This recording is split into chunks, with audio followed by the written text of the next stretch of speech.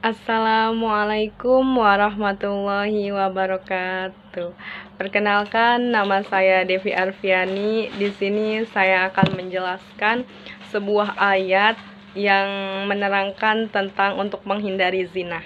Nah, lalu kenapa sih? Mungkin ada yang bertanya-tanya ya, teman-teman, kenapa sih gitu saya ngebahas tema ini gitu? Kenapa nggak tema-tema yang lain, kan masih banyak gitu kan? Ya karena hal yang lagi booming gitu kan, yang banyak diperbincangkan, yang banyak diomongin sama anak-anak muda gitu kan di akhir-akhir ini tuh kan tentang sebuah film yang menjelaskan tentang dampak negatif dari pacaran ya kan. Nah, jadi sebenarnya nih ya teman-teman, Islam tuh udah lebih dulu banget gitu kan ngasih tahu sama kita buat kita itu ngejauhin yang namanya hal-hal yang mendekati kepada zina gitu kan. Hal-hal yang mendekati kepada zina itu sendiri seperti kita berdua-duaan dengan lawan jenis kita gitu. Terus kita juga berpegangan tangan sama orang yang belum mahram gitu ya buat kita. Nah, itu kan hal-hal yang mendekati zina dan itu benar-benar udah dilarang dalam agama kita sebelum munculnya film yang lagi booming ini gitu. Tapi buat kalian yang udah nonton pasti bener-bener kayak termotivasi banget kan dari film ini gitu. Nah, di sini saya akan menjelaskan tentang hal tersebut gitu kan. Ada sebuah ayat dalam Al-Quran yang menjelaskan tentang untuk menghindari pacaran atau hal-hal yang mendekati kita terhadap zina gitu kan.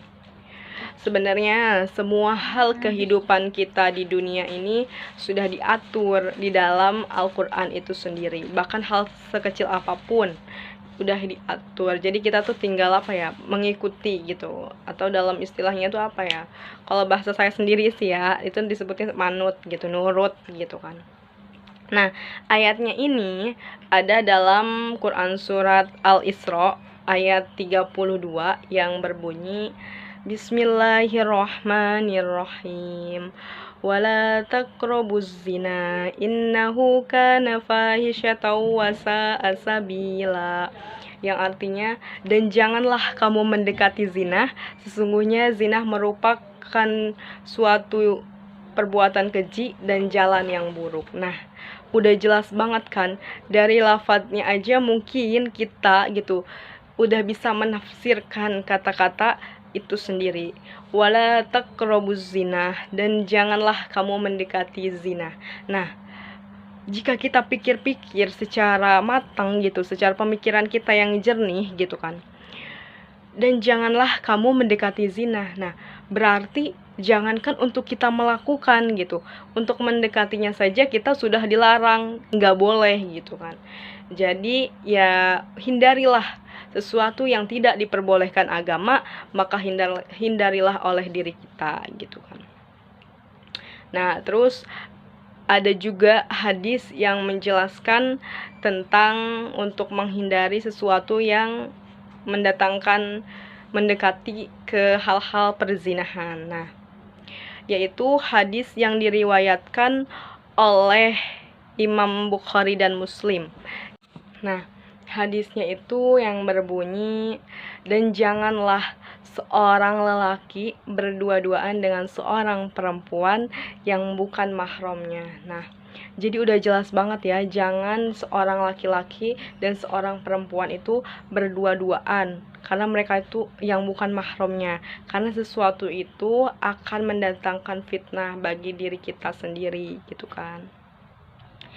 Terus Devi mau ngasih tips gitu ya buat temen-temen biar nggak mudah banget buat jatuh hati, terutama untuk perempuan gitu kan, karena kita sama-sama perempuan ya. Hai guys, para ciwi-ciwi gitu. Devi mau bagi tips biar kita tuh sebagai perempuan tuh nggak mudah banget jatuh hati sama cowok yang akhirnya ujung-ujungnya itu kita bakalan kejebak sama dunia pacaran gitu. Tips ini tuh udah Devi lakuin selama kurang lebih 1 tahun, dan itu alhamdulillah itu ada hasilnya selama kita itu benar-benar konsisten sama apa yang kita tujuin gitu kan ya. Pertama tipsnya itu biar kita nggak mudah banget jatuh hati itu. Nah, tipsnya itu yang bisa kita lakuin buat kita tuh sebagai perempuan nggak mudah jatuh cinta itu, yang pertama kita tentuin dulu gitu, kita tuh sukanya sama tipe cowok yang kayak gimana, yang good looking, good attitude, atau yang good rekening. Nah, misalkan gitu kan, kita sukanya sama cowok yang berduit, yang rekeningnya tuh nggak habis-habis gitu ya kan. Ya bukan matre sih, ya memang realistis gitu, hidup butuh uang gitu kan. Uang memang tidak menjamin kebahagiaan, tapi uang dapat menjamin kebutuhan, ya enggak sih teman-teman. Nah, kita balik lagi, kalau misalkan emang gitu, kita ambil contohnya, misalkan ada seorang perempuan yang memang dia itu suka sama tipe cowok yang orang punya lah gitu ya, yang berduit. Coba gitu kita lihat lagi gimana babat bibit bobotnya dia tuh dari keluarga yang bagaimana gitu kan. Terus juga lihat juga karakter dia, akhlaknya dia itu seperti apa gitu kan. Kalau misalkan dalam sebuah rumah tangga atau pernikahan nanti kan bukan cuma soal duit aja gitu kan. Walaupun memang uang dapat menjamin kebutuhan, tapi kan tidak menjamin kebahagiaan gitu kan. Terus yang kedua itu buat kita nggak mudah jatuh hati itu jangan baperan. Misalkan si A gitu, misalkan ada cowok, kita anggaplah namanya si A gitu kan, baik banget gitu kan sama kita, sering nolongin kita, sering bantuin kita gitu. Kalau misalkan kita lagi butuh pertolongan, dia tuh ada gitu ya, pokoknya kayak selalu ada lah gitu buat kita. Nah, kita tuh sebagai perempuan tuh jangan langsung kayaknya dia tuh suka deh sama saya gitu. Nah, itu enggak banget gitu tuh, itu hindari banget ya gitu. Jadi jangan berpikiran ke sana gitu, kita berpikirinnya husnuzon, berbaik sangka. Oh, mungkin dia memang orangnya tuh baik, memang orangnya tuh pedulian sama kita, sama orang lain, sama kita gitu. Jangan pernah kayak kita berpikiran bahwa orang tersebut tuh suka gitu sama kita. Itu tuh bener-bener bakal ngehambat banget gitu ya, bakal bikin benih-benih rasa suka gitu. Jadi hindarin banget hal-hal kayak gitu. Nah, yang terakhir, biar kita sebagai perempuan nggak mudah suka sama lawan jenis itu, punya sesuatu yang mau kita kejar, yang mau kita capai dalam waktu dekat. Misal kita pengen dapet ranking 1 misal buat anak-anak yang masih sekolah gitu kan. Nah, jadi kayak kita fokus aja gitu buat belajar gitu kan. Kalau misalkan kita punya sesuatu yang ingin kita tuju, ya udah gitu, kita fokus satu titik gitu kan, nggak keganggu ke sana, nggak lirik sana sini gitu. Jadi kayak bener-bener fokus.